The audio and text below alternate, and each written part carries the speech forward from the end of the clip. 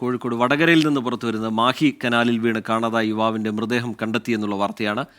വരക്കൂൽ താഴ് സ്വദേശി മുഹമ്മദിന്റെ മൃതദേഹമാണ് കിട്ടിയത്. മീൻ പിടിക്കുന്നതിനിടയിലാണ് കനാലിൽ വീണത്. സമീർ സി മുഹമ്മദ് വിവരങ്ങളുമായി ചേരുന്നുണ്ട് കോഴിക്കോട്ട് നിന്ന്. സമീർ. രജിത്ത്, ഇന്ന് ഉച്ചയ്ക്ക് 1 മണിയോട് കൂടിയാണ് യുവാവ് കനാലിൽ വീണത്. വല വീശി മീൻ പിടിക്കുകയായിരുന്നു. ആദ്യം പിടിച്ച മീനൊക്കെ ഈ കരയിൽ വെച്ചിട്ടുണ്ടായിരുന്നു. അതിനിടയിൽ ഈ വല വീശുന്നതിനിടയിലാണ് പിന്നീട് ഈ യുവാവ് ആ വീശലിൻ്റെ കൂടെ വലക്കൊപ്പം തന്നെ ആ വെള്ളത്തിലേക്ക് വീണുപോയത്. ശക്തമായ ഒഴുക്കുണ്ട്, അതുകൊണ്ട് തന്നെ രക്ഷാപ്രവർത്തനം ഏറെ ദുഷ്കരവുമായിരുന്നു. പോലീസും അതുപോലെ തന്നെ ഫയർഫോഴ്സും നാട്ടുകാരും ചേർന്ന് ഏറെ നേരം പരിശ്രമിച്ചു, പക്ഷേ കണ്ടെത്താൻ കഴിഞ്ഞില്ല. പിന്നീട് കുറ്റ്യാടിയിൽ നിന്നുള്ള ദുരന്ത നിവാരണ സേന അംഗങ്ങളും എത്തി. അങ്ങനെ 7 മണിക്കൂറും നീണ്ട തിരച്ചിലിനൊടുവിലാണ് ഇപ്പോൾ മൃതദേഹം കണ്ടെത്തിയിരിക്കുന്നത്. കോട്ടപ്പള്ളി ഭാഗത്തു നിന്നാണ് മൃതദേഹം കണ്ടെത്തിയിരിക്കുന്നത്. മുഹമ്മദ് എന്ന 31-കാരനാണ് മരിച്ചത്.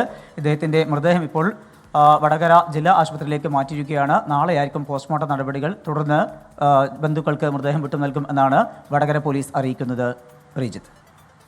ശരി, സമീർ കോഴിക്കോട്ട് നിന്ന് വിവരങ്ങൾ പങ്കുവയ്ക്കുകയായിരുന്നു. കോഴിക്കോട് വടകരയിൽ മാഹി കനാലിൽ വീണ് കാണാതായ യുവാവിന്റെ മൃതദേഹം കിട്ടി.